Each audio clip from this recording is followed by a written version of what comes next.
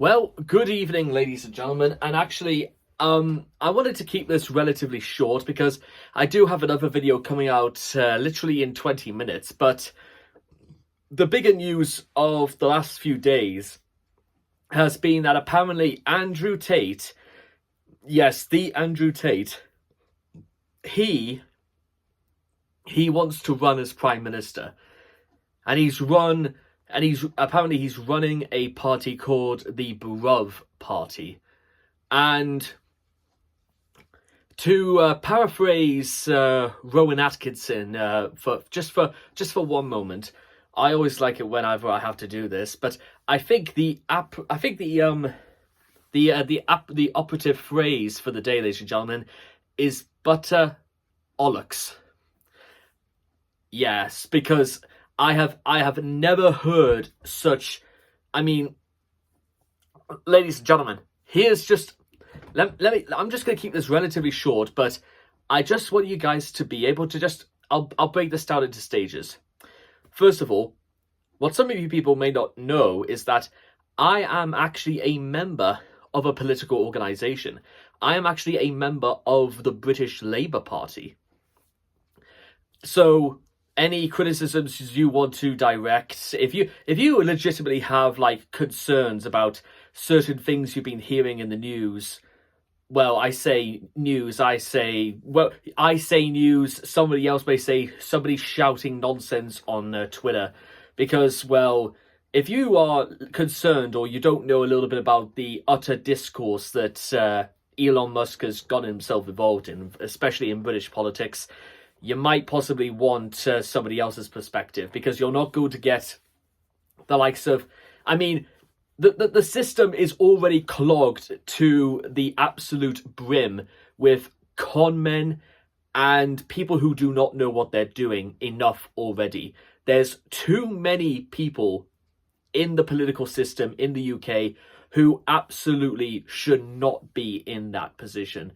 They have the power, they have the authority, and just over the last few days, in fact, to be honest, this is a thing that's been going on for years, is that people have proven time and time again that they are not responsible or accountable to have such a level of power of authority. And when I say it's bad, ladies and gentlemen, Nigel Farage, the lone MP for the Reform Party, he has spent the last few months sucking up to Elon Musk, and Elon Musk says he supports Nigel Farage as leader of Reform and should be the next Prime Minister, and then he goes back on his word immediately, and all you hear is Nigel Farage saying, look, Elon, come on, please come back, we need your help. Nigel Farage is the sort of person who literally will suck up to an American businessman, not to any lone person in Clacton-on-Sea, to which Nigel Farage is the actual MP for.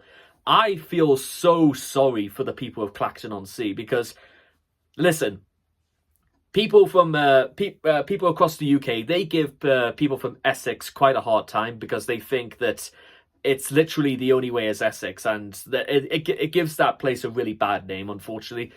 But good Lord, if you think Nigel Farage is the right answer, then you're asking the wrong questions. That is almost as low as it goes, honestly. And then we get to friggin' Andrew Tate. Andrew Tate is apparently wants to become Prime Minister. When you can't, I'm gonna be completely genuine, honest, ladies and gentlemen.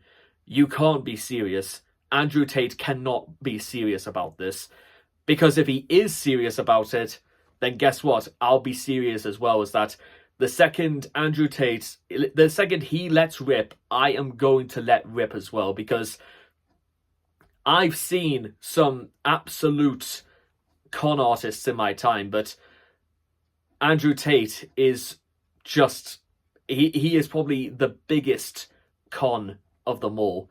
And you want a man like that to dictate law and be the Prime Minister, the leader of this country?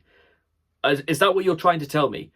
And you remember what I said earlier about, not asking the right questions? Well, let me ask you guys the question: is that, first of all, to the people who are from the UK and who are like hearing about this, and you're in just as much of a shock as I am. When you look to people like Andrew Tate and you listen to him and you say, you know what, maybe there is something in it. Are you really saying that because that's what you actually believe in? Or are you just saying that because you think it's popular? Well, how popular do you think it's going to look in a couple of years' time, ladies and gentlemen? Trust me, if you think Andrew Tate is the guy, then first of all, he isn't. Second, just wait and see where those opinions land him in several years' time, ladies and gentlemen, because absolutely no way. I don't buy it for 1 second, as in the same way I don't buy people who say free Tommy Robinson for 1 second, because I can see this. I don't buy it for 1 second. And to the people outside of the discourse of UK politics, let me just put it to you guys like this.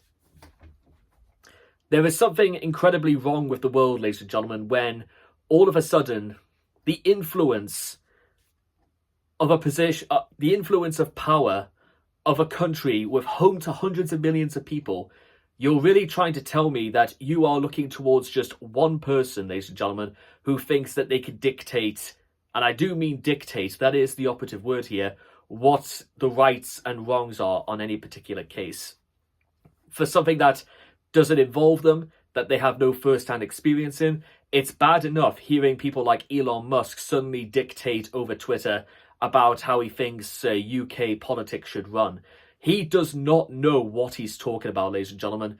And especially if it's regarding news you've heard about and you're only hearing from the likes of Elon Musk, well, maybe you need to do a little bit of investigating as well, ladies and gentlemen, about the rights and wrongs of this cases. Because there are tons of rights and wrongs, and some of them are ridiculous beyond belief about the things that went on. What I am, however, saying, ladies and gentlemen, is that, well, look into it. And I mentioned this before about the Daily Mail running a story saying that on Saturday that Keir Starmer is as guilty as anyone else over these gangs that happened in Rotherham and Oldham, all across the north in the late noughties. But bear in mind, ladies and gentlemen, why is the blame just being at Starmer? Why is it not for the other 5 prime ministers between 2010 to 2024? Really? You know what I'm trying to say? And also, I know this has been a bit more of a generalized thing, but I actually cannot stand the ignorance that goes into this into debates over British politics, because people's ignorance is staggering and appalling when it comes to this, when it comes to things they have no idea about and they have no first-hand experience in determining what the rights and wrongs are in how things are done. And you're trying to tell me Andrew Tate is the person to sort all this out.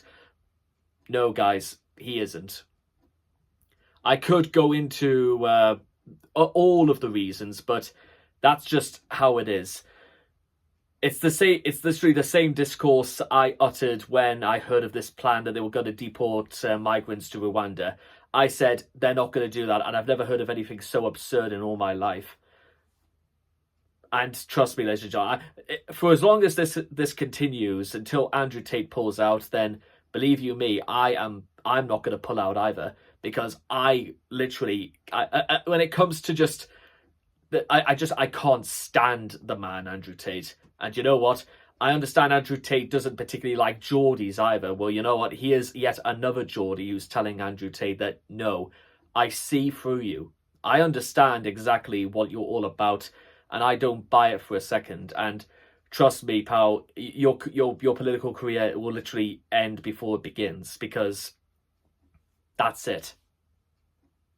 But with that being said, well, I hope I've sort of just made myself clear, saying that absolutely no way. That's just how it is when it comes to Andrew Tate. I have a zero tolerance policy for men like Andrew Tate. And that's how you stand up to them, by you don't buy into them. That's what you do. That's what con men do.